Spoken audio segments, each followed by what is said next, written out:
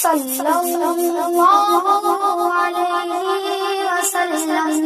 وسلم والصلاة والسلام على سيدنا الأنبياء والمرسلين وعلى آله وأصحابه أجمعين أما بعد فأعوذ بالله من الشيطان الرجيم بسم الله الرحمن الرحيم قال الله تعالى في القرآن الكريم وننزل من القرآن ما هو شفاء ورحمة للمؤمنين ولا يزيد الظالمين إلا خسارا وقال النبي صلى الله عليه وسلم القرآن حجة لك أو عليك أو كما قال عليه الصلاة والسلام. طلوع شمس و قمر سے پہلے میں تجھ پہ آقا درود بھیجوں، ہر ایک شام و سحر سے پہلے میں تجھ پہ آقا درود بھیجوں، سفر کا آغاز جو کروں میں تو میرے لب پہ ہو نام تیرا، سفر کا آغاز جو کروں میں تو میرے لب پہ ہو نام تیرا، جو لوٹ آؤں تو گھر سے پہلے میں تجھ پہ آقا درود بھیجوں، خدا کی بھیجی کتاب تو ہے میرا تو سارا نصاب تو ہے، خدا کی بھیجی کتاب تو ہے میرا تو سارا نصاب تو ہے، حصول علم و ہنر سے پہلے میں تجھ پہ آقا درود بھیجوں صلی اللہ علیہ وسلم. سب سے پہلے اللہ رب العزت والجلال کا شکر ہے، احسان ہے، اس کا فضل و کرم ہے کہ اللہ نے ہمیں قرآن کریم از اول تا آخر الحمدللہ سے لے کر والناس تک پورا مکمل تراویح میں سننے کی اور سنانے کی توفیق عطا فرمائی. اس پر اللہ کا شکر ادا کرنا چاہیے، یہ اللہ کی بہت بڑی نعمت ہے. رمضان المبارک کا مہینہ آیا، ہمیں اللہ نے روزہ رکھنے کی، تراویح پڑھنے کی، دوسرے نیک کام کرنے کی توفیق دی.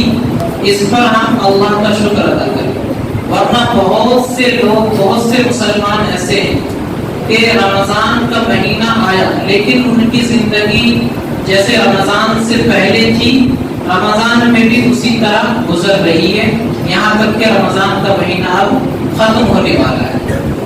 تو ان کی زندگی نے رمضان سے کوئی سبق نہیں لیا، رمضان آنے کی وجہ سے ان کی زندگی میں کوئی تبدیلی نہیں آئی.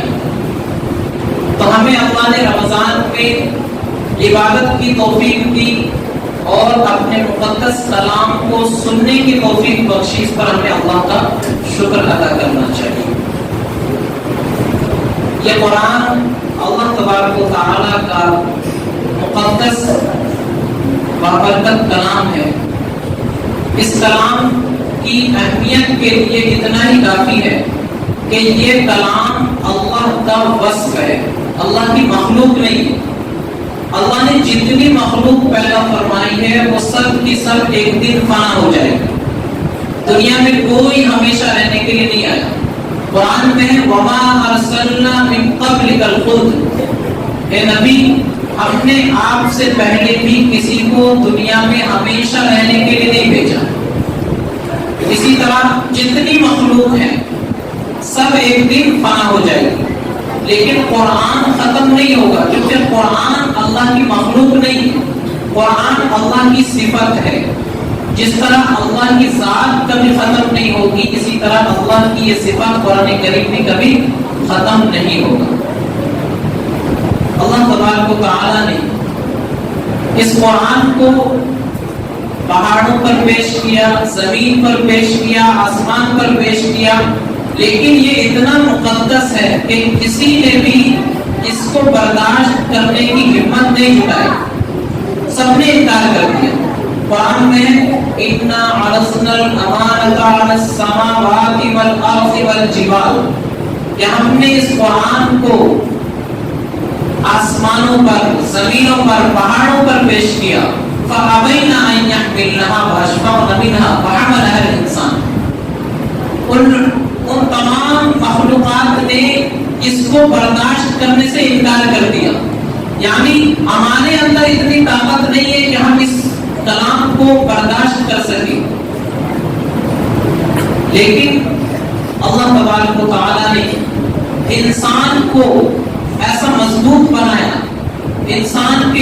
دل کو اتنا اللہ نے مستحکم بنایا کہ اس بابرکت کلام کو انسان اپنے سینے کے اندر محفوظ کر لیتا ہے۔ نبی پاک صلی اللہ علیہ وسلم کے قلب اطہر پر اس قرآن کو نازل کیا، اللہ نے آپ کے دل میں اتنی وسعت رکھی، اتنا مضبوط آپ کا دل بنایا کہ اس قرآن کو برداشت کر لیا۔ پہاڑوں پر اللہ نے پیش کیا، پہاڑوں نے انکار کر دیا، اور اس قرآن کی وزن کی وجہ سے وہ پہاڑ پھٹ گئے، ان کے اندر اس کلام کو برداشت کرنے کی طاقت اور قوت نہیں تھی۔ لیکن اللہ نے انسان کے دلوں کو، ہمارے اور آپ کے دلوں کو ایسا مضبوط بنایا، اتنی وسعت اس کے اندر رکھ دی کہ ایک چھوٹا سا 5-6 سال کا بچہ بھی اس قرآن کو اپنے سینے کے اندر محفوظ کر لیتا ہے۔ تو یہ قرآن اللہ کا مقدس اور بابرکت کلام ہے۔ یہ قرآن خیر کا سرچشمہ ہے، اس کے اندر آدمی جتنا چاہے خیر تلاش کر سکتا ہے۔ ہم اس کو جس کام میں لینا چاہیں گے یہ ہمارے اسی کام میں آئے گا۔ ہم اگر اس کو صرف تعویذ بنانے کے لیے رکھیں گے تو یہ ہمارے اس پہ بھی کام آئے گا۔ ہم اس قرآن کو صرف جھاڑ پھونک کے لیے رکھیں گے، اس میں بھی کام آئے گا۔ مردوں پر پڑھنے کے لیے رکھیں گے، اس میں بھی کام آئے گا۔ یہ ہمارے اوپر ہے کہ ہم اس قرآن سے کیا رہنمائی حاصل کرتے ہیں۔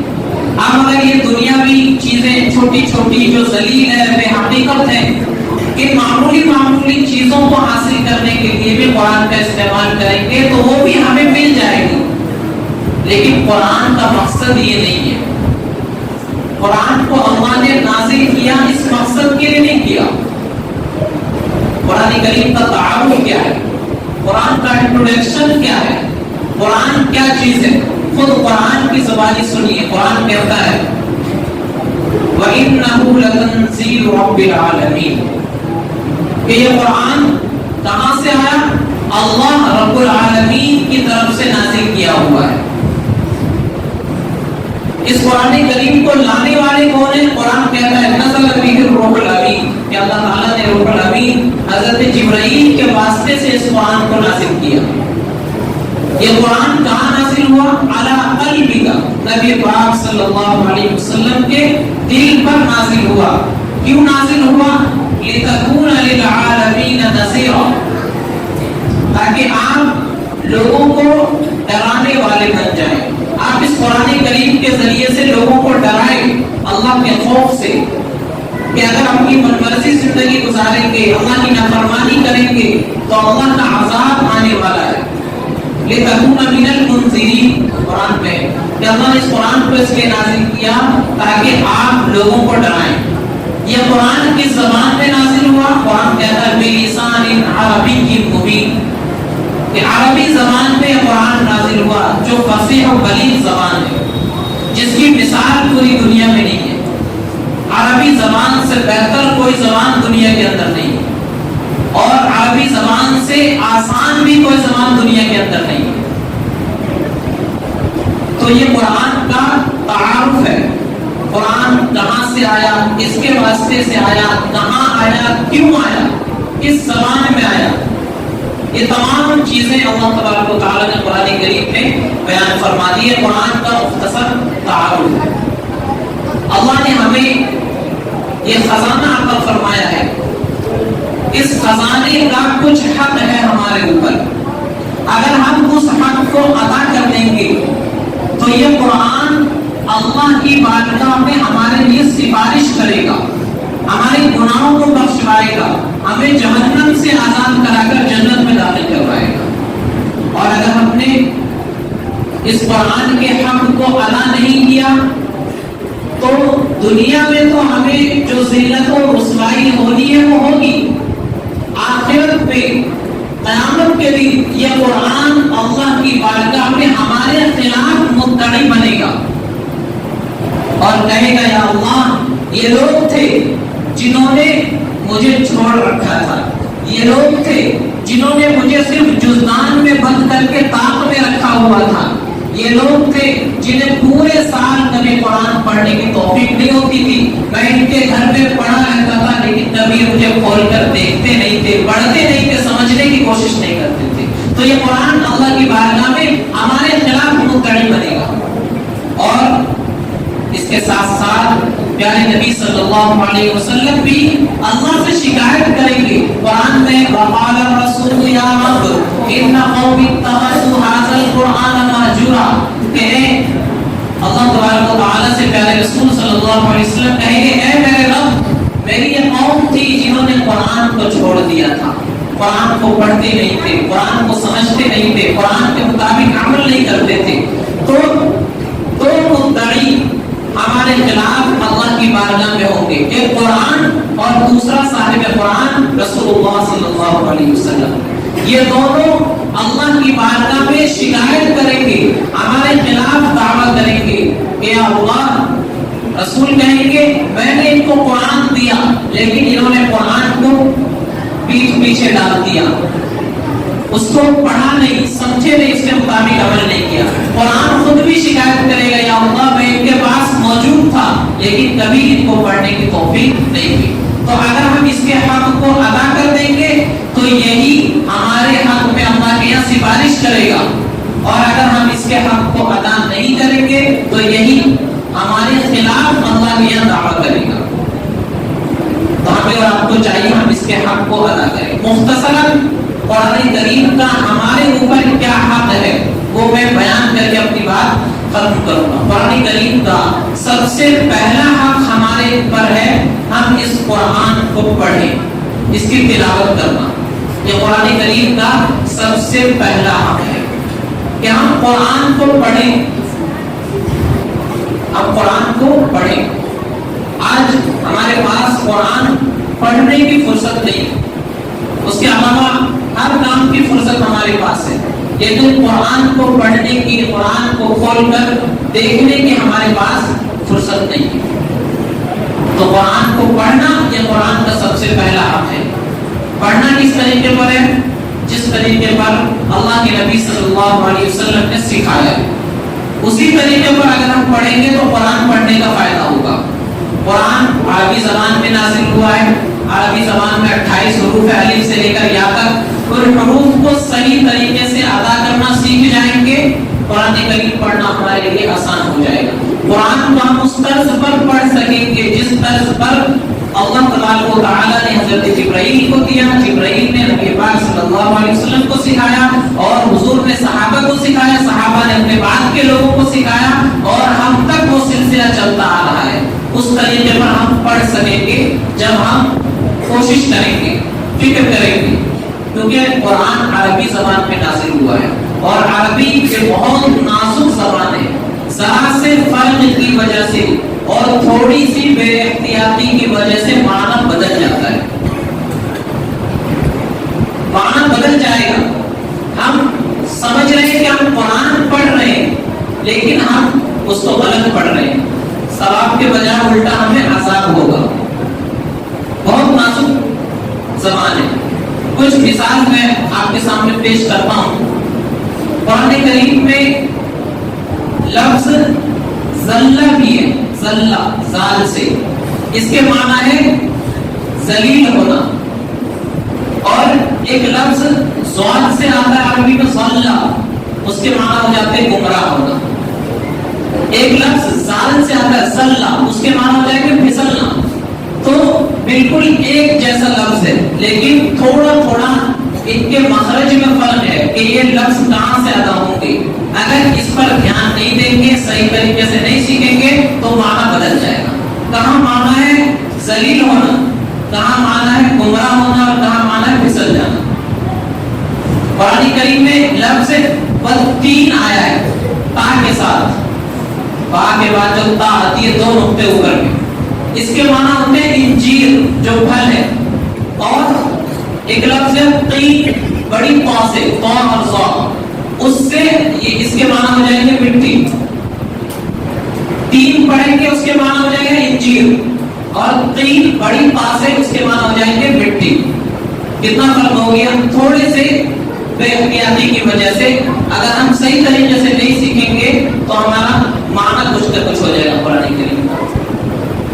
ایک لفظ ہے کلب, چھوٹے کاف سے اگر قلب ہے اس کے معنی ہوتے ہیں کتا, عربی زبان میں. اور بڑے تاء سے قلب، اس کے معنی ہوتے ہیں دل. کتنا فرق ہے. قلب چھوٹے کاف سے کتا ہو جائے گا، اور قلب بڑے تاء سے پڑھیں گے تو اس کے معنی ہو جاتے ہیں دل. تو یہ میں نے مختصراً چند الفاظ آپ کے سامنے رکھے کہ جن سے ہم سمجھ جائیں کہ عربی زبان صحیح طریقے پر سیکھنا تاکہ ہم قرآن کو صحیح طریقے پر پڑھ سکیں بہت ضروری ہے. اگر ہم صحیح سے سیکھیں گے نہیں، بس ایسے ہی قرآن کو پڑھ رہے ہیں تو ہم پڑھ تو رہے ہیں قرآن کو، لیکن اس کے معنی بگڑ جاتے ہیں، اس کے معنی بدل جاتے ہیں اور ہمیں پتہ بھی نہیں چلتا. تو قرآن کریم کی تلاوت کرنا، اس کو پڑھنا، اس کا سب سے پہلا حق ہے. پڑھنا کس طریقے پر ہے؟ جس طریقے پر نبی پاک صلی اللہ علیہ وسلم کو سکھایا گیا، جس طریقے پر آپ نے صحابہ کو سکھایا اور اب تک وہ سلسلہ جاری ہے، تو اس طریقے پر قرآن کریم کو ہمیں سیکھنا ہے. اس کے لیے وقت چاہیے. دنیا کا کام کوئی بھی ہم سیکھتے ہیں اس کے لیے وقت مانگتا ہے. تو قرآن سیکھنے کے لیے وقت نہیں چاہیے، اس کے لیے بھی وقت چاہیے. اس کے لیے بھی ہمیں وقت نکالنا پڑے گا. کسی اچھے قرآن پڑھنے والے کے پاس، مسجد کے امام صاحب کے پاس، مؤذن صاحب کے پاس، حافظ صاحب کے پاس بیٹھنا پڑے گا، ان سے سیکھنا پڑے گا، وقت دینا پڑے گا، تب جا کر کے ہم قرآن پڑھنا سیکھ پائیں گے. آج ہمارے پاس فرصت نہیں ہے قرآن پڑھنے کی، اور جو لوگ پڑھ لیتے ہیں وہ صحیح طریقے سے پڑھ نہیں رہے. ایک زمانہ تھا مسلمانوں کی بستی سے جب گزر ہوتا تو قرآن کی تلاوت کی آواز آتی تھی. تہجد کے وقت کوئی گزر جاتا تھا مسلمانوں کی بستی سے تو گھروں سے قرآن پڑھنے کی آواز آتی تھی. آج اگر کوئی مسلمانوں کے محلے سے گزر جائے تو گانوں کی آواز آتی ہے، ساؤنڈ باکس کی آواز آتی رہتی ہے، بچوں کی گالی گلوچ کی آواز آتی رہتی ہے، لڑائی جھگڑوں کی آواز آتی رہتی ہے. قرآن کی تلاوت کی آواز مشکل سے اگر کہیں سے مل جائے الا ماشاء اللہ تو یہ ہمارا حال ہو گیا. قرآن پڑھنے کی فرصت نہیں. حالانکہ ضروری نہیں کہ ہم پورا قرآن ایک دن میں پڑھ لیں، لیکن کچھ نہ کچھ پڑھنا ضروری ہے.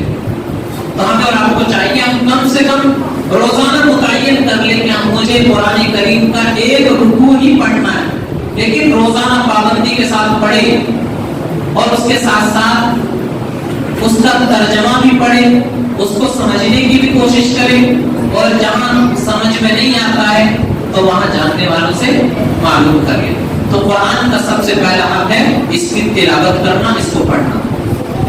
دوسرا حق قرآن کا ہے اس کو سمجھنا کہ اللہ اس قرآن میں کیا کہہ رہا ہے. اللہ اس قرآن میں کیا کہہ رہا ہے، ہمیں کیا پیغام دیا جا رہا ہے، اللہ نے قرآن کیوں نازل کیا، اس کو سمجھنا ہے. اس قرآن کے اندر اللہ نے پچھلی امتوں کی خبریں بھی بیان کی ہے، ان کے حالات اور واقعات کو بھی بیان کیا ہے، اور اللہ تعالیٰ نے آگے آنے والے زمانے میں کیا کیا حالات ہوں گے اس کو بھی بیان کیا ہے. اس دنیا کے بعد کی زندگی کیسی ہوگی اس کو بھی بیان کیا ہے، اور اس وقت جو حالات ہمارے سامنے ہیں ان حالات کا مقابلہ کیسے کرنا ہے، یہ باتیں بھی ہمیں قرآن کے اندر ملے گی جب ہم قرآن کو سمجھنے کی کوشش کریں گے. تو یہ قرآن اتنی بہترین کتاب ہے، پچھلے لوگوں کی خبریں بھی ہیں، آگے آنے والے زمانے کی باتیں بھی ہیں، اور اس وقت جو حالات ہیں ان حالات میں ہمیں کیا کرنا ہے، ہمیں کس طریقے سے ان حالات کا مقابلہ کرنا ہے، یہ بھی قرآن کے اندر موجود ہے. بہت سے لوگ سمجھتے ہیں کہ یہ قرآن تو اب ختم ہو گیا، اب اس کی ضرورت نہیں ہے، اب زمانہ بدل گیا، اب سے 1450 سال پہلے قرآن کی ضرورت تھی اور قرآن میں جو حکم تھا اس پر عمل کی ضرورت تھی. اب تو سائنس کا دور ہے اور انٹرنیٹ کا زمانہ ہے، اب دنیا بہت ترقی کر چکی ہے، اب انسان چاند تک پہنچ گیا ہے، سورج کو اپنے قابو میں کرنے کی کوشش کر رہا ہے، اب اس قرآن کی کیا ضرورت ہے، اب اسلام کی تعلیمات کی کیا ضرورت ہے، وہ تو پہلے زمانے کے لیے تھی. یہ ہماری غلط فہمی ہے. اسلام صرف عرب کے لیے یا اس وقت کے لیے نہیں آیا تھا، بلکہ اسلام قیامت تک کے لیے آیا ہے. قرآن قیامت تک کے لیے رہنمائی رکھتا ہے اپنے اندر. تو ہمیں جس طرح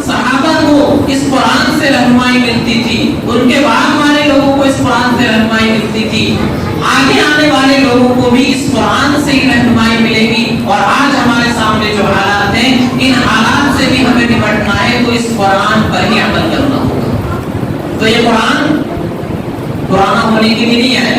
اسلام کی تعلیم پرانی ہونے والی نہیں ہے، کیونکہ یہ خدا کا بنایا ہوا قانون ہے.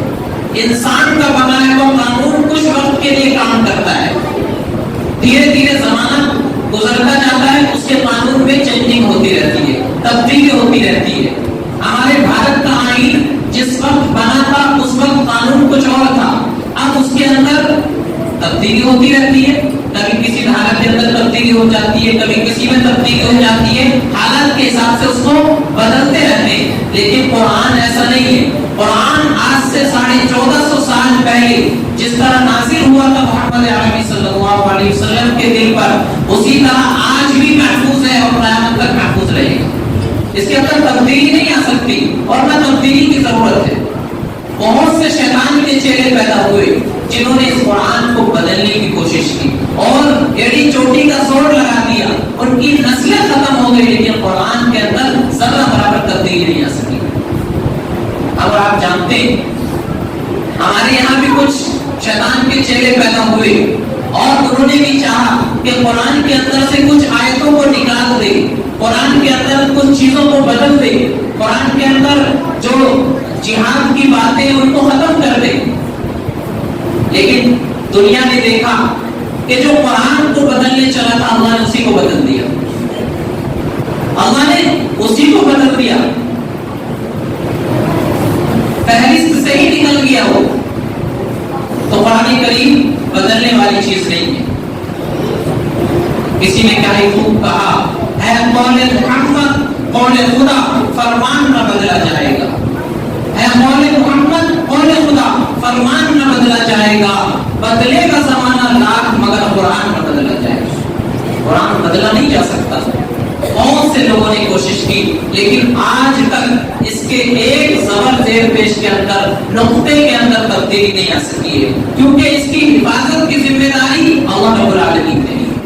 اگر آپ ایک چیز کی حفاظت کریں، ممکن ہے وہ چیز ختم ہو جائے، ممکن ہے کوئی چور اس کو چرا لے، کوئی ڈاکو اس کے اندر ڈاکہ ڈال دے، ممکن ہے وہ چیز ہم سے چھن جائے. لیکن جس چیز کی حفاظت اللہ کرتا ہو کسی کے اندر مجال نہیں ہے کہ اس کے اندر تبدیلی پیدا کر دے یا اس کو بدل دے، کیونکہ اللہ حفاظت فرما رہے ہیں.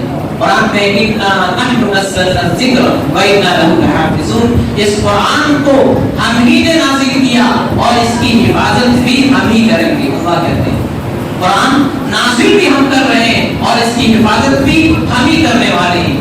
کسی شاعر نے کہا، سلاطین عالم ہے اپنی جگہ تو عالم کے سلطان اپنی جگہ. سلاطین عالم ہے اپنی جگہ تو عالم کے سلطان اپنی جگہ. بدلتی رہی سبھی آسمانی کتابیں، محمد کا قرآن اپنی جگہ. محمد صلی اللہ علیہ وسلم جو قرآن لے کر کے آئے اس کے اندر تبدیلی نہیں ہو سکتی. مختصر یہ لوگوں نے کوشش کی لیکن کوئی بدلاؤ ان کے اندر نہیں آ سکتا. اللہ نے حفاظت کا ایسا انتظام فرمایا.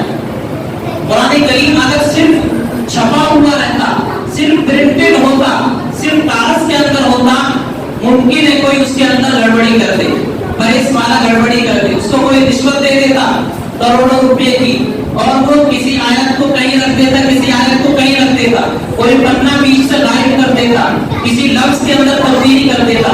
لیکن اللہ نے اس قرآن کو کاغذ کے اندر نہیں سینوں کے اندر محفوظ کر رکھا ہے. کوئی ہندوستان میں بیٹھا ایک چھوٹا سا معصوم بچہ جو قرآن یہ پڑھے گا، افریقہ کے جنگل میں بھی اگر کوئی حافظ قرآن ہے تو وہ بھی وہی قرآن پڑھے گا. اس کے اندر تبدیلی نہیں آ سکتی، اس کے اندر کوئی بدلاؤ نہیں ہو سکتا. باقی دوسری کتابیں دنیا کی دیکھیں، ہم یہاں اس کتاب کو خریدیں گے، پڑھیں گے، اس کے اندر کچھ اور لکھا ملے گا، اور وہی کتاب اگر امریکہ میں چھپی ہے اس کے اندر کچھ اور تبدیلی ہو جاتی ہے، برطانیہ میں چھپی ہے کچھ اور تبدیلی ہو جاتی ہے، افریقہ میں چھپی ہے کوئی اور تبدیلی آ جاتی ہے، اگلے سال نیا ایڈیشن آتا ہے اس کے اندر چینجنگ ہو جاتی ہے. لیکن قرآن 1400 سال سے برابر ہمارے پاس موجود ہے، اس کے اندر بیچ میں کوئی تبدیلی نہیں آئی اور نہ قیامت تک انشاءاللہ کبھی آ سکتی ہے. اللہ اس کی حفاظت فرما رہے ہیں. تو ہمیں اور آپ کو اس قرآن کریم کو سمجھنے کی کوشش کرنی ہے کہ اللہ تبارک و تعالی ہمیں اس میں کیا پیغام دے دے رہے ہیں. کتنی عجیب بات ہے. ہمارا کوئی ساتھی کوئی دوست ہمیں خط بھیجتا ہے اور وہ خط ایسی زبان میں ہم نہیں جانتے. مثال کے طور پر انگلش میں ہمارا کوئی رشتہ دار کہیں سے کچھ بھیجتا ہے, یا رشتہ دار نہیں بھیجتا, کورٹ سے کوئی نوٹس آ جاتا ہے تو انگلش میں لکھا ہوا رہتا ہے. اب ہم انگلش نہیں جانتے تو کیا کرتے ہیں, فوراً ماسٹر صاحب کے پاس پہنچ جاتے ہیں, انگلش جاننے والوں کے پاس پہنچ جاتے ہیں کہ ماسٹر صاحب یہ نوٹس آیا ہے, وکیل صاحب یہ نوٹس آیا ہے, پروفیسر صاحب یہ میرے پاس کورٹ سے نوٹس آیا ہے, بتائیے اس کے اندر کیا لکھا ہوا ہے, کورٹ مجھے کیا کہتی ہے, مجھے کب جانا ہے, میری تاریخ کون سی ہے, اس کے اندر مجھے کیا کہا گیا ہے. تو ہم جاننے والوں کے پاس پہنچ جاتے, جب تک اس کو سمجھ نہیں لیتے تب تک ہمارے دل کو چین نہیں آتا ہے. لیکن قرآن ہمارے پاس پڑھا ہوا ہے, اور قرآن عربی زبان میں, جس زبان کو ہم جانتے نہیں لیکن کبھی ہم نے کوشش نہیں کی کہ جو لوگ اس کو جاننے والے ہیں ہم ان کے پاس جا کر کے اس کو سیکھیں, اس کو سمجھیں, اس کے اندر کیا لکھا ہوا ہے. ہم ذرا حافظ صاحب, عالم صاحب, امام صاحب کے پاس بیٹھ کر کے سمجھنے کی کوشش کریں. ہم روزانہ ہر نماز کی ہر رکعت میں الحمدللہ رب العالمین پڑھ رہے ہیں, سب کو یاد بھی الحمدللہ, لیکن کبھی ہم نے کوشش کی کہ اس الحمدللہ رب العالمین کا مطلب کیا ہے. یہ سورت جو بار بار ہم قرآن پڑھ رہے ہیں, نماز میں پڑھ رہے ہیں, ہر رکعت میں پڑھ رہے ہیں, اس کا مطلب کیا ہے, اس میں اللہ کیا کہہ رہے ہیں, کبھی ہم نے کوشش نہیں کی. تو ہمیں اور آپ کو قرآن کریم کو سمجھنے کی بھی کوشش کرنی ہے. مارکیٹ کے اندر بہت سارے ترجمے قرآن کے چھپے ہوئے, علماء سے معلوم کر کے کہ کون سا ترجمہ مجھے پڑھنا چاہیے, کیونکہ بہت سارے ترجمے ایسے بھی ہیں کہ جس کے اندر لوگوں نے گڑبڑی کر رکھی ہے قرآن کریم کے ترجمے میں, مطلب کچھ کا کچھ بیان کر دیا ہے.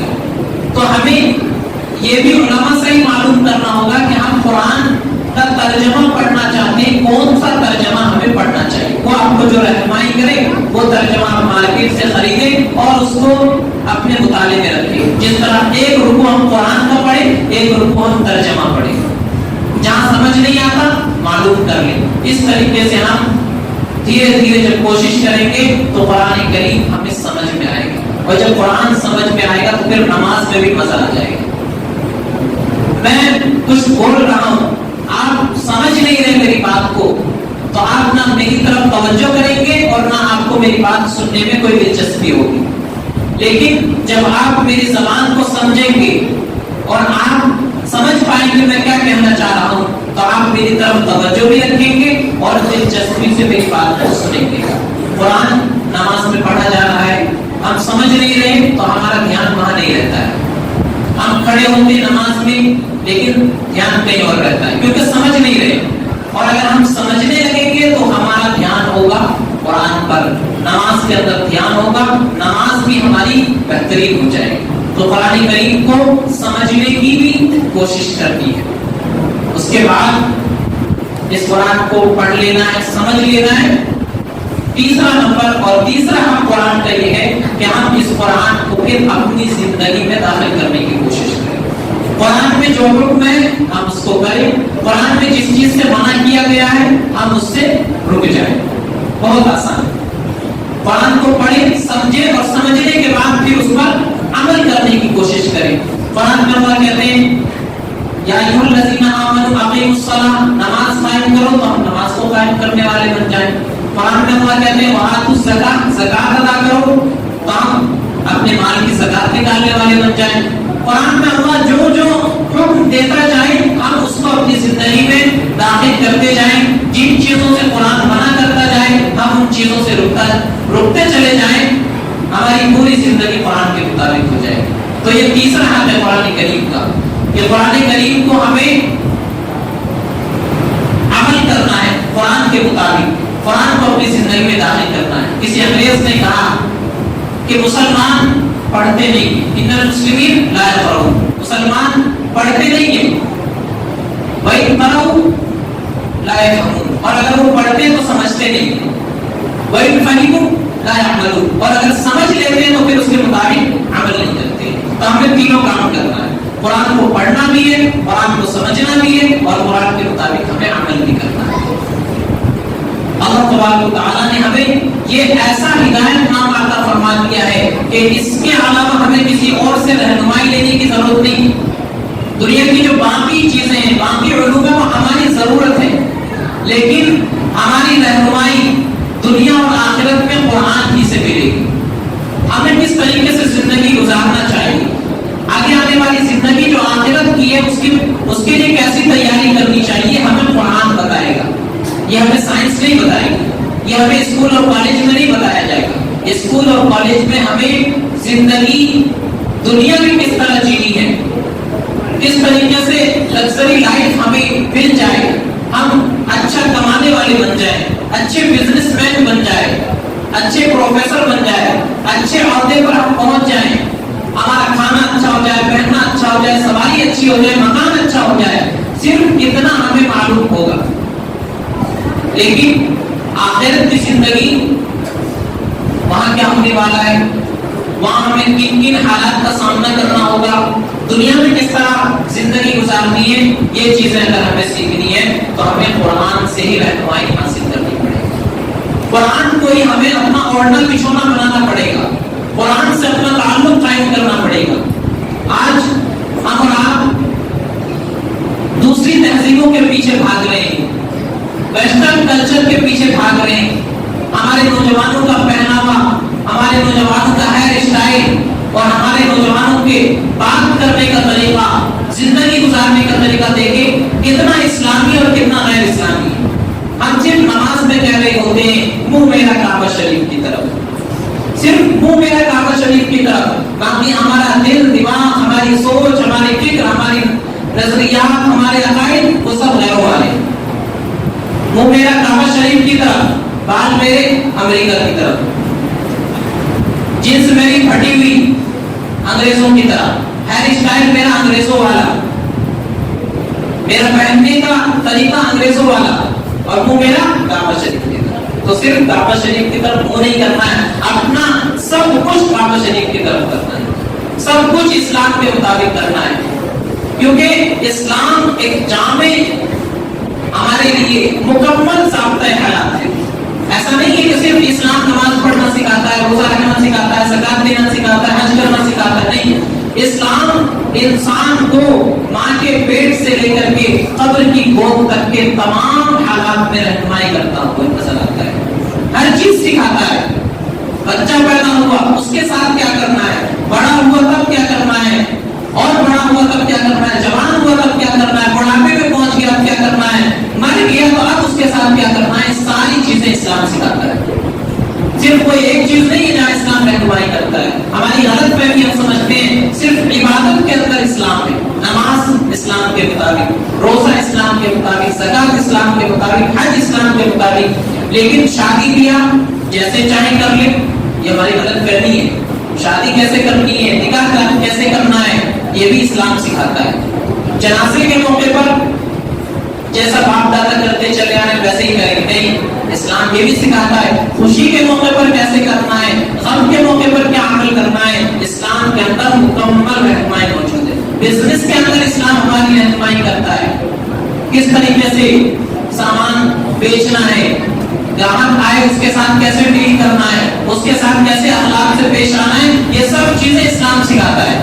लेकिन अफसोस कि हमने कभी इस्लाम को समझा ही नहीं, कभी हमने उसको सीखने की कोशिश ही नहीं की, कभी हमने जानने की कोशिश ही नहीं की। सिर्फ मुसलमान घरों में पैदा हो गए, मुसलमानों वाले नाम है, देखा देखी मुसलमानों की तरह नमाज पढ़ने लगे। इस्लाम क्या है, क्या सिखाता है, कैसे इस्लाम के मुताबिक जिंदगी गुजारनी चाहिए, इसकी हमने कभी फिक्र नहीं की, इसकी हमने कभी कोशिश नहीं की। जिसका नतीजा क्या है, कुरान करीम से दूरी, इस्लाम से दूरी, अपने मजहब से दूरी का नतीजा क्या है कि आज सारी दुनिया में हम परेशान, सारी दुनिया में हम जलील, सारी दुनिया में हम रुस्वा। आज सारी दुनिया के अंदर जायजा लेकर देखें, मुसलमान परेशान, मुसलमानों पर जुल्म हो रहा है, मुसलमानों की बहू बेटियों की इज्जत महफूज नहीं है, मुसलमानों के घर महफूज नहीं है, मुसलमानों की मस्जिदें मदरसे महफूज नहीं है, मुसलमानों की खानकाहें महफूज नहीं है। क्यों? कि मुसलमान हकीकत में मुसलमान है ही नहीं। मुसलमान अपने इस्लाम को भूल चुका है, सिर्फ नाम उसने मुसलमानों वाला रखता है, सिर्फ कुरान उसके घर के अंदर मौजूद है, کوئی کام کرتا نہیں. علامہ اقبال رحمہ اللہ نے صحابہ کرام ان کے بعد کے لوگوں کے دور کا اور اپنے زمانے کے دور کے مسلمانوں کا مقابلہ کرتے ہوئے ایک شعر کہا تھا کہ وہ معزز تھے زمانے میں مسلمان ہو کر، وہ معزز تھے زمانے میں مسلمان ہو کر، اور ہم خار ہوئے تاریخ قرآن ہو کر.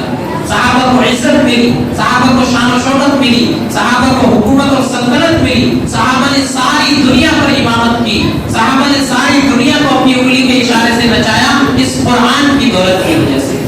کیوں؟ اس قرآن پر عمل کرتے گئے، ساری دنیا ان کے غلام بنتی گئی. اور آج ہم ساری دنیا کے غلام بنے ہوئے. آج دنیا میں جو چاہے ہمیں اپنے اشاروں پر نچا رہا ہے. کیوں؟ انہوں نے قرآن کو پکڑا تھا، انہوں نے قرآن کو اپنے سینے سے لگایا تھا، قرآن کے ایک حکم پر عمل کیا تھا، اسلام کے مطابق ان کی ہر چیز ہوتی تھی، ساری دنیا ان کے سامنے جھکی ہوئی تھی. آج ہم اور آپ قرآن کو چھوڑے ہوئے اپنے مذہب سے دور ہیں، صرف نام کے مسلمان ہیں، جس کا نتیجہ ہے کہ آج ہم ساری دنیا کے سامنے جھکے ہوئے ہیں. اللہ تبارک و تعالیٰ نے نبی پاک صلی اللہ علیہ وسلم کی زبانی فرمایا کہ اس قرآن کریم کے ذریعے سے اللہ تعالیٰ کچھ لوگوں کو عزت عطا فرماتا ہے. ان اللہ یرفع به اقواما، اس قرآن کے ذریعے اللہ کچھ لوگوں کو بلندی عطا فرماتا ہے. ویضع به آخرین، اور اسی قرآن کے ذریعے اللہ کچھ لوگوں کو ذلیل بھی کرتا ہے.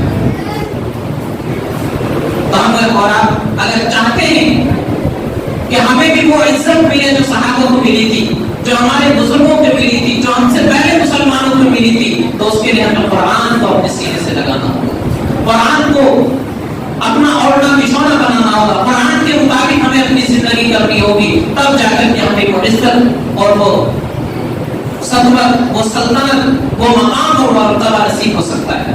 اس کے علاوہ اگر ہم چاہیں کہ ہم قرآن پر عمل بھی نہ کریں، ہم اسلام کے مطابق زندگی بھی نہ گزاریں، صرف نام کے مسلمان ہو اور دنیا ہمیں جھک کر سلام کرے، ایسا نہیں ہو سکتا. اللہ فرماتے ہیں قرآن میں وَلَا تَهِنُوا وَلَا تَحْزَنُوا وَأَنْتُمُ الْأَعْلَوْنَ إِن كُنتُم مُّؤْمِنِينَ. کمزور مت پڑو، بزدل مت بنو، غم مت کرو، تم ہی سر بلند رہو گے، تم ہی اونچے مقام اور مرتبے پر رہو گے. لیکن اللہ نے شرط لگا دی، شرط یہ ہے کہ تمہارا ایمان پکا ہونا چاہیے، تمہارے اندر حقیقت میں ایمان ہونا چاہیے. نام کے مسلمان نہیں، حقیقت میں ایمان ہونا چاہیے. جب حقیقت میں ایمان ہوگا، دنیا کی ہر چیز تمہارے سامنے جھکے گی، دنیا کی ہر حکومت اور سلطنت تمہارے قدموں میں ہوگی، دنیا کی دولت اور ثروت تمہارے قدموں میں ہوگی. تم دنیا میں ایمان کی حیثیت سے پیدا کیے گئے ہو، اللہ نے تمہیں مقتدر بنایا ہے، وہی مقام اور مرتبہ تمہیں ملے گا، لیکن جب قرآن تمہارے سینے سے لگا ہوا ہوگا. صحابہ کرام قرآن آنے سے پہلے دنیا ان کو بدو کہتی تھی. بدو کا مطلب دیہاتی، بیوقوف. لیکن جب قرآن آیا، انہوں نے قرآن کو اپنے سینے سے لگایا، تو وہی لوگ دنیا جنہیں بیوقوف کہتی تھی، جو بکریوں کو چرانے والے تھے، وہ ساری دنیا پر حکومت کرنے والے بن گئے. ساری دنیا کو وہ صحیح راستہ دکھانے والے بن گئے. وہی لوگ جن کو دنیا کہتی تھی کہ یہ تو ہر وقت لڑتے رہتے ہیں، جنگجو ہے، دنیا نے دیکھا کہ ساری دنیا کے اندر امن قائم کرنے والے، شانتی کا پیغام لے کر جانے والے وہی لوگ تھے. کیوں؟ انہوں نے قرآن کو اپنے سینے سے لگایا. جب وہ جاتے تھے، پورا کا پورا شہر، پورا کا پورا ملک مسلمان ہو جاتا تھا ان کو دیکھ کر کے، ان کے اخلاق کو دیکھ کر کے. انڈونیشیا کی تاریخ میں آتا ہے کہ صحابہ وہاں گئے، وہاں انہوں نے تجارت شروع کی، بزنس شروع کیا. کوئی دعوت نہیں تھی، تبلیغی جماعت نہیں نکالی، لوگوں کو کلمہ نہیں سکھایا، کچھ نہیں کیا. اس ملک میں گئے اور وہاں انہوں نے تجارت شروع کی، تجارت کی نیت سے گئے لوگوں کے ساتھ، لیکن تجارت انہوں نے اسلام کے مطابق کی. لوگوں کو سامان ایک نمبر کا بیچتے تھے، کسی کو دھوکہ نہیں دیتے تھے. جیسا سامان ہوتا تھا بتا کر بیچتے تھے کہ اس سامان کے اندر کوئی عیب ہے، اس سامان کے اندر یہ کمی ہے. سامنے والے کو اگر پسند ہوتا تو وہ لے لیتا تھا. صرف یہ کام کیا. کوئی آ جاتا تھا سامان لے کر، مجھے یہ چیز پسند نہیں ہے یا آپ نے زیادہ قیمت لگا دی ہے، واپس رکھ لیتے تھے. کوئی جھگڑا نہیں کرتے تھے، کوئی اس کے ساتھ مقدمہ بازی نہیں ہوتی تھی. لوگوں نے دیکھا کہ یہ لوگ کون سی دنیا کے رہنے والے ہیں، ان سے پہلے ہم نے کبھی اتنے اچھے لوگ نہیں دیکھے جو کبھی برا نہیں مانتے, کبھی جھگڑا نہیں کرتے, لوگوں کے ساتھ ہمیشہ اخلاق سے پیش آتے ہیں, اتنے اچھے طریقے سے تجارت کرتے ہیں, کبھی دھوکہ نہیں دیتے, کبھی 2 نمبر کا مال نہیں بیچتے, کبھی کسی کو چونا نہیں لگاتے. لوگوں کے دلوں میں ان کی محبت پیدا ہو گئی. دھیرے دھیرے دھیرے صحابہ وہاں تجارت کرتے رہے, مسلمان وہاں اس ملک میں بزنس کرتے رہے. ایک وقت آیا کہ پورے انڈونیشیا کے اندر, ملیشیا کے اندر ان لوگوں کے دلوں میں ان لوگوں کی محبت پیدا ہو گئی. لوگوں کے دل میں خیال آیا کہ جب یہ لوگ اتنے اچھے ہیں اور یہ لوگ اتنے اچھے طریقے سے بزنس کرتے ہیں تو ان کا مذہب کتنا اچھا ہوگا, اور یہ جس مذہب کے ماننے والے ہوں یقیناً وہ مذہب بہت اچھا ہے. سارے کے سارے لوگوں نے اسلام قبول کر لیا, پورا کا پورا ملک مسلمان ہو گیا. آج سب سے زیادہ مسلمان. تو صحابہ نے صرف قرآن کو اپنے سینے سے لگایا, اسلام کو اپنایا. جدھر جاتے تھے صحابہ کرام پورا کا پورا شہر ان کا ہو جاتا تھا, پورا کا پورا ملک ان کا ہو جاتا تھا. آج ہمیں اور آپ کو بھی عزت چاہیے. آج ہمیں شکایت ہے کہ ہم مسلمان ہیں, نماز پڑھ رہے ہیں, روزہ رکھ رہے ہیں, پھر بھی ہم پٹ رہے ہیں, پھر بھی ہم پر بمباری ہو رہی ہے, پھر بھی ہماری مسجدوں پر حملہ ہو رہا ہے, مدرسوں کو جلایا جا رہا ہے, پھر بھی ہم چین اور سکون کی زندگی نہیں گزار رہے ہیں. ہم شکایت کر رہے ہیں صرف, لیکن اس کا علاج کیا ہے اس کو نہیں اپنا رہے. کس طریقے سے ہمیں عزت نصیب ہوگی اس چیز پر کوئی دھیان نہیں دے رہے.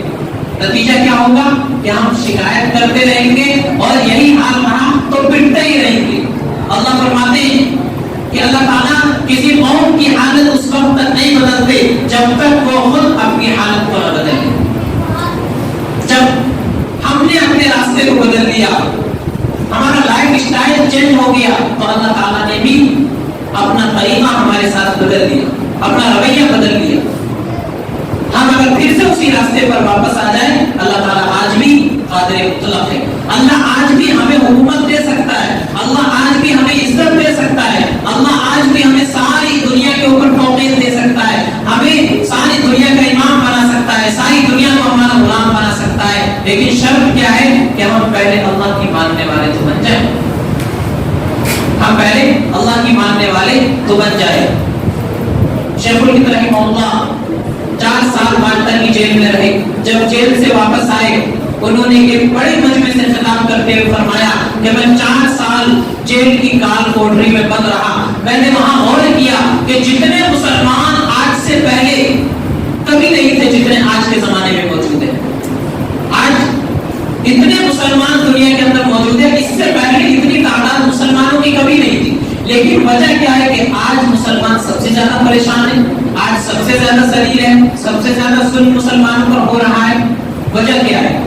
تو انہوں نے کہا میں نے 4 سال تک غور کیا, 2 بات مجھے سمجھ میں آئی کہ 2 بات ہیں, 2 وجہ ہیں جس کی وجہ سے آج مسلمان پریشان ہیں. پہلی بات یہ کہ مسلمانوں نے قرآن کو چھوڑ دیا ہے, مسلمانوں نے قرآن کو چھوڑ دیا ہے جس کی وجہ سے مسلمان پریشان ہے. اور دوسری وجہ کہ مسلمانوں کا آپس میں اختلاف, آپسی تفرقہ بازی, فرقہ بندی, میں دیوبندی, وہ بریلوی, یہ شیعہ, یہ سنی, وہ اہل حدیث, وہ کسی اور فرقے کا, وہ کسی اور تبلیغی جماعت کا, یہ اس جماعت کا. اور جو یہ فرقہ بندی مسلمانوں کے اندر آ گئی, یہ مسجد فلاں لوگوں کی, یہ مسجد فلاں لوگوں کی, قوم کے نام پر مسلمان بٹ گئے, برادری کے نام پر مسلمان بٹ گئے. تو یہ دوسری وجہ ہے جس کی وجہ سے آج مسلمان ساری دنیا میں پریشان ہے. شیخ الہند نے فرمایا کہ اب میری جتنی زندگی بچی ہے میں ان دونوں پر ہی کام کروں گا کہ مسلمانوں کے اندر سے یہ فرقہ بندی ختم ہو جائے, مسلمان ایک کلمہ لا الہ الا اللہ محمد رسول اللہ کی بنیاد پر ایک جھنڈے کے نیچے جمع ہو جائے, اور دوسرا مسلمان قرآن سے اپنا تعلق قائم کر لے. دراصل وجہ ایک ہی ہے, قرآن کو چھوڑنا. آپس کا اختلاف کس وجہ سے؟ قرآن کو عمل میں نہ لانے کی وجہ سے. اگر قرآن پر عمل کریں گے تو آپس کا اختلاف ہی نہیں ہوگا. قرآن تو کہتا ہے انما المؤمنون اخوہ, مسلمان سب کے سب بھائی بھائی ہیں. کبھی بھائیوں میں جھگڑا ہو جائے فاصلحوا بین اخویکم, اگر کبھی مسلمانوں میں جھگڑا ہو جائے, تفرقہ ہو جائے, آپس میں صلح کرا دیا کرو, آپس میں دونوں کو ملا دیا کرو. ہمارا کام کیا ہے؟ 2 بھائیوں میں جھگڑا ہو جائے تو پیٹرول چھڑکنے کا کام ہمارا ہوتا ہے. زخم پر نمک لگانے کا کام ہم کرتے ہیں. ہم یہ نہیں چاہتے کہ دو بھائی جھگڑا ہو گیا ان کے اندر صلح کرا دے. ایک آنگن کے اندر دیوار کھڑی ہو گئی وہ دیوار گر جائے, ہم یہ کبھی نہیں چاہتے. ہمارا حال بالکل الٹا ہو گیا. قرآن کہتا ہے مسلمان بھائی بھائی ہیں, کبھی جھگڑا ہو جائے ایک جگہ رہتے ہیں ہو جاتا ہے, لیکن ہمیں کیا کرنا ہے؟ قرآن کہتا ہے دونوں کے درمیان صلح کرا دو, دونوں کو ملا دو, دونوں کے جھگڑے کا خاتمہ کر دو. لیکن ہم الٹا کر رہے ہیں. تو ہمارا جو آپس میں اختلاف ہے یہ بھی قرآن کو چھوڑنے کی وجہ سے. تو دراصل معلوم ہوا کہ ہماری اس وقت کی ذلت اور رسوائی کی بنیادی وجہ قرآن کریم کو چھوڑ دینا.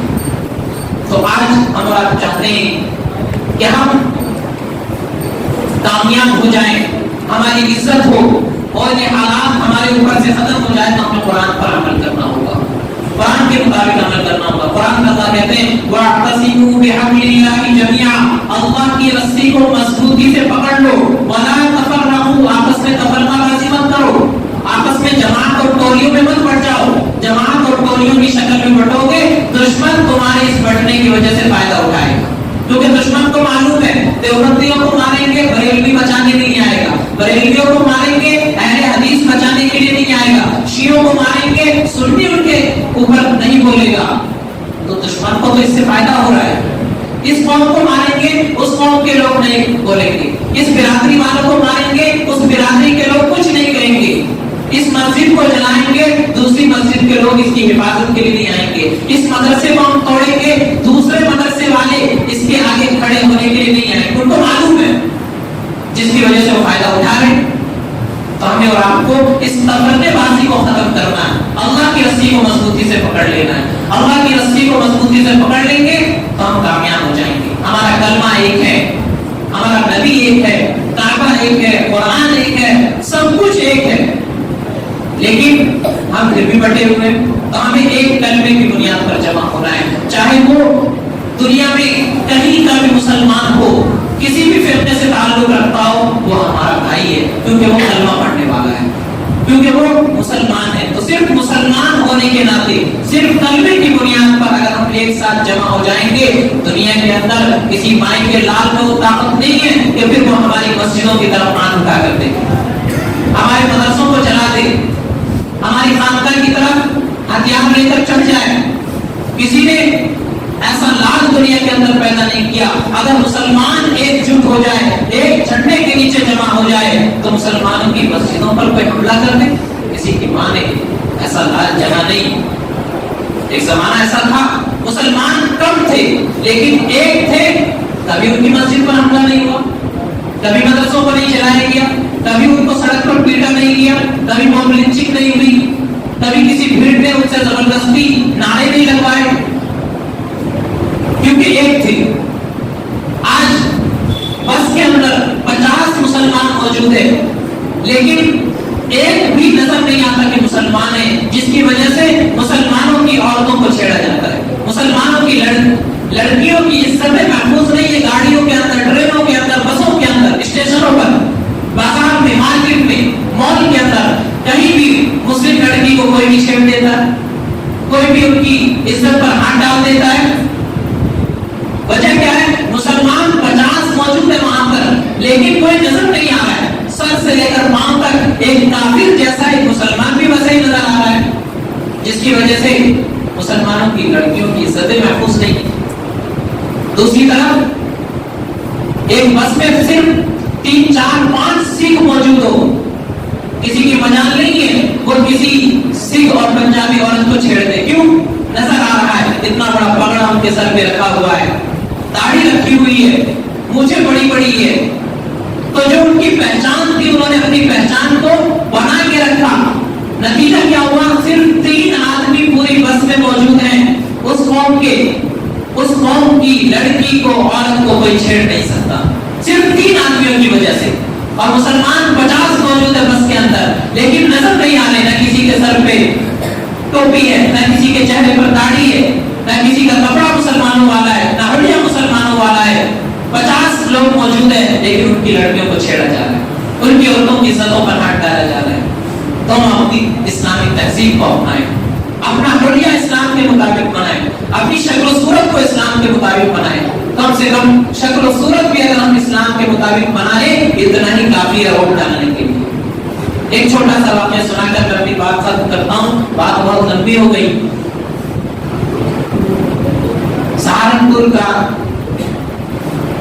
سہارنپور کے پاس ایک علاقہ ہے رڑکی، یہ اتراکھنڈ میں پڑتا ہے. وہاں پر ہندو مسلم فساد ہو گیا، آپس میں کسی بات پر جھگڑا ہو گیا اور وہاں مسلمانوں کی تعداد غیر مسلموں کے مقابلے میں کم ہے. اب فساد ہو گیا، مسلمان کم ہے، تو وہاں کے ایک مولانا صاحب تھے، عالم تھے، بڑے عقل مند صحیح. انہوں نے راتوں رات سہارنپور سے 5000 ٹوپیاں منگائی، 5000 ٹوپیاں منگائی اور جتنے بھی گھر مسلمانوں کے تھے ان تمام گھروں میں راتوں رات وہ ٹوپیاں تقسیم کر دی اور سب کو کہہ دیا کہ کل صبح جو بھی اپنے گھر سے نکلے گا وہ اپنے سر پر ٹوپی لگا کر نکلے گا، بغیر ٹوپی لگائے کوئی اپنے گھر سے نہ نکلے.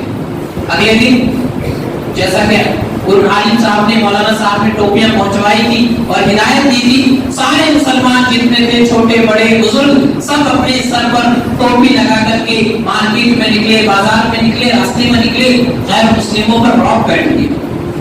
وہ کہنے لگے راتوں رات اتنے مسلمان کہاں سے آ گئے؟ لگتا ہے کہیں باہر سے مسلمانوں کو منگا لیا گیا ہے. بس اس رعب کی وجہ سے، اس ٹوپی کی وجہ سے وہ فساد کم گیا اور انہوں نے دوبارہ پلٹ کر کے حملہ نہیں کیا. یہ حقیقت کا واقعہ ہے، کوئی گھڑی ہوئی بات افسانہ نہیں سنا رہا ہوں، یہ حقیقی واقعہ ہے. تو صرف مسلمان ٹوپی لگا کر کے محلے میں نکل جائے، گلی میں نکل جائے، سڑک پر نکل جائے، مارکیٹ میں پہنچ جائے، اس کا اثر یہ ہوتا ہے کہ فساد رک جاتا ہے. ہم اور آپ بھی چاہتے ہیں ہماری بہو بیٹیوں کی عزتیں محفوظ رہیں، ہماری عورتیں آسانی کے ساتھ، سہولت کے ساتھ، عافیت کے ساتھ سفر کر سکیں، تو اس کے لیے ہمیں ضروری ہے کہ ہم اپنا حلیہ اسلامی بنائیں تاکہ نظر آئے لوگوں کو کہ وہاں مسلمان بیٹھے ہوئے، اگر مسلمانوں کی لڑکیوں کو ہم چھیڑیں گے تو ہماری خیر نہیں ہے. 4 مسلمان بھی اگر ہوں گے تو کسی کی ہمت نہیں ہوگی اس کو چھیڑنے کی. تو ہم اپنا حلیہ مسلمانوں والا بنائیں، اسلامی بنائیں. حلیہ بنانے سے بھی اللہ تبارک و تعالیٰ کو پیار آ جاتا ہے. رمضان کا مہینہ چل رہا ہے، آخری عشرہ چل رہا ہے، اللہ تعالیٰ مغفرت کے بہانے ڈھونڈتے ہیں، اللہ تعالیٰ مغفرت کے بہانے ڈھونڈتے رہتے ہیں. بندہ کوئی عمل کرے، چھوٹا سا کام کرے تاکہ میں اس کو معاف کروں. ایک آدمی تھا، اس نے سن رکھا تھا کہ اللہ تبارک و تعالیٰ بزرگ لوگوں سے حیا کرتے، یعنی جو آدمی بزرگ ہو جاتا ہے، چہرے پر داڑھی سفید ہو جاتی ہے، تو اللہ تعالیٰ اس کو عذاب نہیں دیتے، اس پر رحمت کا معاملہ کرتے ہیں، کرم کا معاملہ کرتے ہیں. اس کی موت کا وقت ہونے لگا لیکن اس کی داڑھی تو سفید ہوئی نہیں. زندگی بھر اس نے نافرمانی میں زندگی گزاری. تو اپنی اولاد سے اس نے وصیت کی تھی کہ جب میں مر جاؤں تو میری داڑھی پر آٹا لگا دینا تاکہ میری داڑھی سفید ہو جائے. انہوں نے ایسا ہی کیا. باپ کی آخری وصیت ہے، مرنے کے بعد قبر میں رکھا، داڑھی کو سفید کر دیا گیا. کہتے ہیں کہ جب قبر میں فرشتے اس کے پاس آئے تو اللہ کی طرف سے اس سے سوال کیا گیا کہ تو نے ایسا کیوں کیا؟ اس نے کہا کہ اللہ، میں نے سنا تھا دنیا میں کسی بیان کرنے والے سے، حدیث میں پڑھا تھا کہ اللہ تبارک و تعالیٰ بزرگ لوگوں سے جس کے چہرے پر بال سفید ہو جاتے ہیں حیا کرتے ہیں. بس میں نے اس امید کی وجہ سے اپنی اولاد کو وصیت کی تھی کہ شاید میرے بھی بال سفید دیکھ کر کے آپ کی طرف سے میرے اوپر کچھ رحم ہو جائے، کچھ کرم ہو جائے. زندگی میں کوئی عمل تو میں نے ایسا کیا نہیں جس کی وجہ سے میں آپ کے سامنے کھڑا ہو سکوں، میری مغفرت ہو سکے، بس میں نے اسی وجہ سے کیا.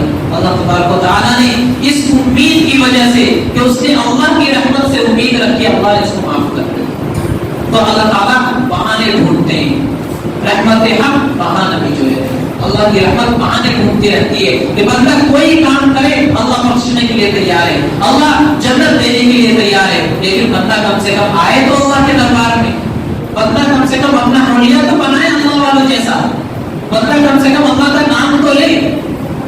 تو اس لیے ہمیں اور آپ کو اپنا حلیہ بھی اسلامی بنانا ہے، اپنے اخلاق بھی اسلامی بنانے ہیں، اپنا ایمان، اپنا اعمال، اپنا کردار سب کچھ ہمارا اسلامی ہوگا، قرآن کے مطابق ہوگا۔ انشاءاللہ ثم انشاءاللہ تمام حالات ختم ہو جائیں گے اور وہی عزت جو ہماری پہلے تھی اللہ پھر سے ہمیں نصیب فرمائے گا۔ ساری دنیا میں ہمیں اور ہم ہوں گے، کوئی ہمارے سامنے آنکھ اٹھا کر کے دیکھنے والا نہیں ہوگا، ہماری عزتیں بھی محفوظ ہوں گی، ہمارا سب کچھ محفوظ ہوگا، جان مال عزت و آبرو سب کی حفاظت اللہ کی طرف سے ہوگی۔ شرط یہ ہے کہ ہم سچے پکے مسلمان بن جائے، صحیح معنی میں اسلام ہماری زندگی میں آ جائے، قرآن کے مطابق ہم عمل کرنے والے ہو جائے۔ اللہ تبارک و تعالی ہم سب کو عمل سمجھ کی توفیق عطا فرمائے۔ وآخر دعوانا ان الحمد للہ رب العالمین۔